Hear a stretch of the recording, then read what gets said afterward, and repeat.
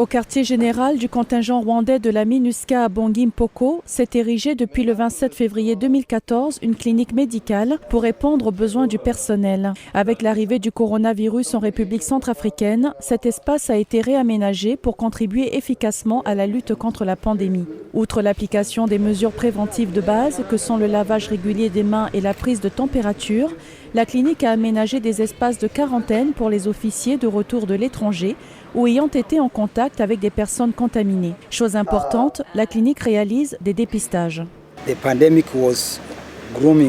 Dès que la pandémie a commencé à prendre de l'ampleur dans le monde entier, nous avons mis en place un plan pour empêcher la propagation du virus au sein de nos troupes. Nous avons accueilli une équipe médicale spécialisée et du matériel approprié. Nous avons aussi jugé indispensable de voir comment assister la population locale et c'est dans cette optique que nous avons doté le laboratoire national de biologie d'un appareil de dépistage pour tester la population, parce que cela entre dans notre mandat de protection de la population civile. C'est en effet le 17 avril 2020 que le contingent rwandais de la MINUSCA a procédé à la remise de cet appareil de haute technologie au laboratoire national de biologie situé à Bangui. Un appareil qui permet de détecter non seulement le Covid-19, mais également d'autres pathologies. Des techniciens du laboratoire ont aussi bénéficié d'une formation visant à renforcer leurs capacités. Toutes ces formations vont servir. C'est-à-dire que les formations contribueront à se battre contre diverses pandémies qui, espérons-le, ne viendront pas.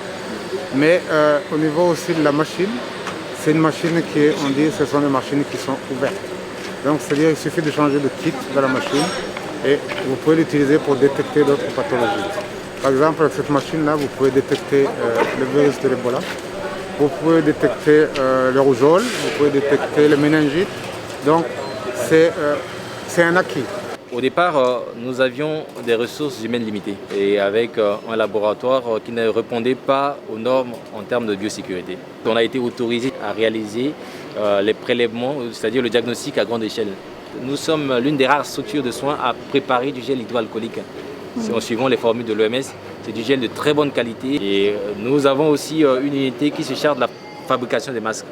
Dorénavant formé, équipé et outillé, le personnel du laboratoire réalise une centaine de tests quotidiens. À ce jour, 14 techniciens, dont 5 femmes, ont bénéficié de cette formation axée sur l'utilisation du nouveau matériel, le dépistage du Covid-19 ou encore la gestion des données médicales. Elle a pour certains renforcé non seulement leur méthode de travail, mais aussi leurs mesures de sécurité au travail. En ce qui concerne le diagnostic des virus, ça c'est ce qui se fait d'habitude, c'est ce qu'on a l'habitude de faire, mais particulièrement pour le coronavirus, comme c'est un virus respiratoire qui se transmet dans l'air. Donc, un plus pour moi, c'est beaucoup plus la protection, les règles barrières, se laver les mains, porter les masques, tout et tout. Je pense que c'est ce qui est un peu nouveau dans tout ce qu'on a commencé à faire du début jusqu'à maintenant.